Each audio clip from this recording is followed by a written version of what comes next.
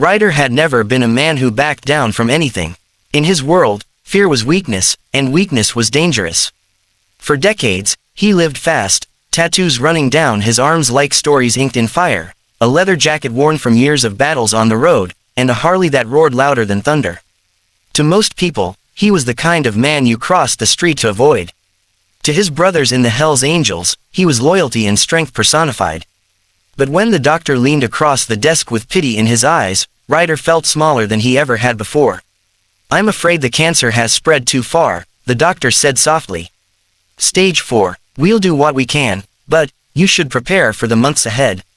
Months, not years, not endless open highways, just months. The sterile white walls of the office pressed in on him, suffocating him more than the disease ever could.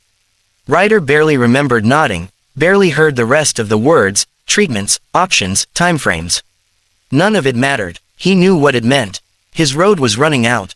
He walked outside into the cool evening air, and there it was, his Harley, gleaming under the streetlight, as loyal as it had been since the day he bought it. He ran a hand over the handlebars, the metal cold against his skin, and for the first time in years, Ryder felt tears burn at the corners of his eyes. Not because he was afraid to die, but because he wasn't sure what he was leaving behind. That night, the clubhouse was alive with noise. Laughter, music, the clink of beer bottles, and the rumble of bikes outside. To the world, the Hells Angels were outlaws.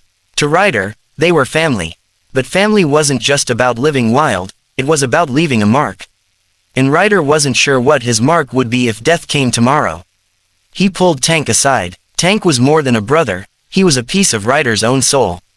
Years ago, Ryder had found Tank at 16, sleeping in alleys, running from a broken home. He had taken the kid in, taught him how to ride, how to fight, how to survive.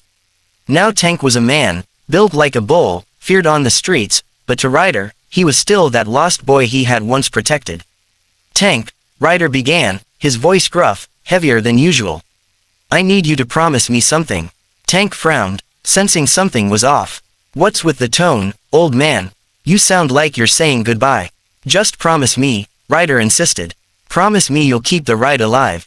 Promise me you'll look after the ones who can't look after themselves. Be more than what people think we are. Be better." Tank studied him, eyes narrowing, then softening. "You know I'd do anything for you. So yeah, I promise." Ryder clapped him on the shoulder, hiding the pain that was eating him alive. Tank didn't need to know, not yet. But inside, Ryder knew the truth. His time was short, and before it ended, he wanted one last ride. Not for glory, not for fear, but for kindness, the one thing the world never expected from a man like him. The morning sun painted the sky gold as Ryder strapped on his helmet and kicked the Harley to life. The engine's growl rattled through his chest, familiar and comforting, like the heartbeat of an old friend. This wasn't just another ride. This was his last mission. His body was weaker than ever, but his spirit felt sharper, clearer, more determined. He wasn't riding for himself anymore, he was riding for everyone he'd ever hurt, overlooked, or left behind. His first stop was the old Miller farm, just outside of town. The memories came rushing back as soon as he pulled up.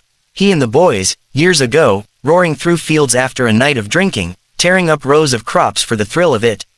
The farmer had chased them off, cursing their names, but the damage was done. Ryder removed his helmet, walked up to the porch where the gray-haired farmer sat, and held out an envelope stuffed with cash he'd saved over the years. "I owe you this," Ryder said simply. The farmer squinted, confused, then opened the envelope. His hands shook at the sight of the money. "Why now?" Ryder shrugged. "Because it's never too late to do right." He turned before the old man could argue, swinging a leg back over his Harley.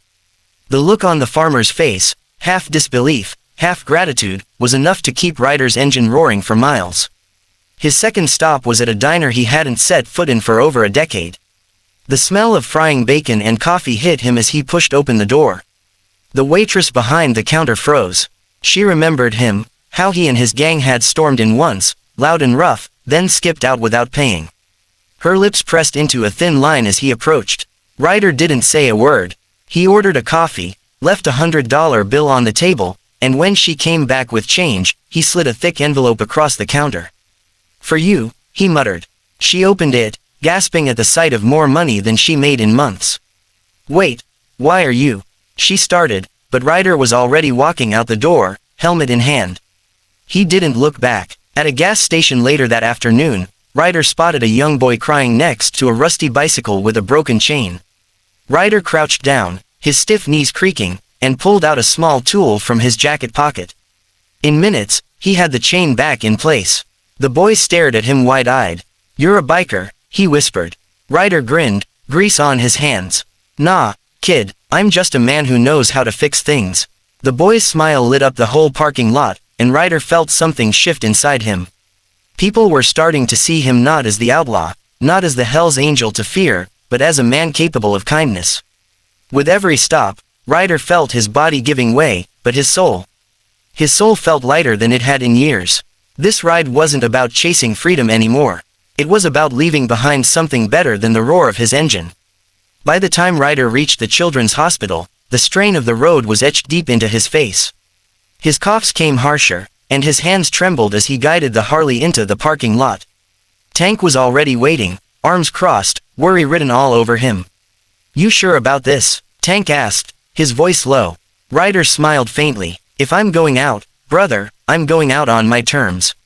From the saddlebags of his bike, Ryder pulled out boxes of toys he had quietly collected over the past few weeks: cars, dolls, puzzles, even small bicycles. Tank's eyes widened, but he didn't question it. Together, the two men carried the boxes inside. The moment Ryder stepped into the pediatric ward, everything changed. The kids didn't see the tattoos or the leather jacket. They didn't hear the growl of engines that made adults nervous. All they saw was a man bringing joy. A little boy with an oxygen tube lit up when Ryder handed him a toy truck. A shy girl clutched a teddy bear to her chest as if it were treasure. Nurses stood frozen, whispering, unsure if they should even thank him. One child, a tiny girl with big eyes and no hair from chemotherapy, drew a picture while Ryder sat beside her. She held it up proudly, a motorcycle with great, white angel wings. "That's you," she said, smiling. Ryder blinked back tears as he tucked the drawing carefully into his jacket. "Best gift I've ever been given," he whispered. Hours later, when they left the hospital, Tank caught Ryder leaning against his bike, breathing hard, exhaustion taking its toll. "You knew, didn't you?" Tank asked, his voice breaking. "That you don't have much time left." Ryder nodded slowly. "Yeah, but listen, Tank, it ain't about how long you ride. It's about how you ride." That night, Ryder fell asleep in the clubhouse, the drawing still in his pocket. By morning, he was gone, peaceful, as though he had simply taken his Harley down one last open road. The news spread fast. At his funeral, the turnout shocked everyone. It wasn't just bikers in leather vests. Farmers stood beside waitresses, children held flowers, nurses from the hospital whispered prayers. Each person had their own story of how Ryder had touched their lives in his final days. Tank placed Ryder's helmet on top of the coffin, his hands trembling. His voice cracked as he whispered, "I'll ride for you, brother. Always." Engines roared to life in unison, the sound rolling across the cemetery like thunder. The gang gave Ryder the farewell only bikers understood, a ride that shook the earth, sending him off to eternity. But long after the engines quieted, Ryder's legend remained. Parents told their children about the biker who had fixed bicycles and brought toys. Townsfolk spoke of the man who returned debts and gave without asking for anything in return. They called him many things: outlaw, rebel, Hell's Angel. But in the end, Ryder became something greater. He became proof that even the hardest of men can carry the softest of hearts. And some swore that on quiet nights, if you listened close enough on the highway, you could still hear the faint echo of his Harley, riding on forever.